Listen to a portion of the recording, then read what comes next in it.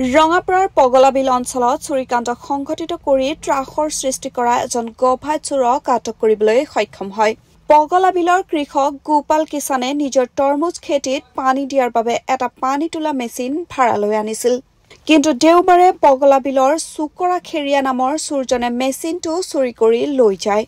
ইফালে চুৰি কৰা মেচিনটো চুকৰা খেৰিয়াই বিক্ৰী কৰিবলৈ দোকানলৈ আনি থকাৰ সময়তে চুৰজনক ৰাইজে ধৰি ৰঙাপাৰা আৰক্ষীক সমজাই দিয়ে।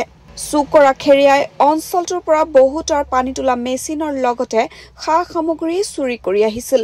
100 গৰু মাৰিলে বাঘৰো মৰণ। আপ্ত বাক্যশাৰী প্ৰযোজ্য হৈছে চুকৰা খেৰিয়াৰ ক্ষেত্ৰত। মটৰ এটা বেচিব আনিলে, ল'ৰাজন আহি মোক সুধিলে যে মটৰ এটা বিক্ৰী কৰিম। মই ক'লো সৰু নে ডাঙৰ, দেখুৱালে মোক ইমান ডাঙৰ মটৰ। মই ক'লো ঠিক আছে লৈ আহিবি।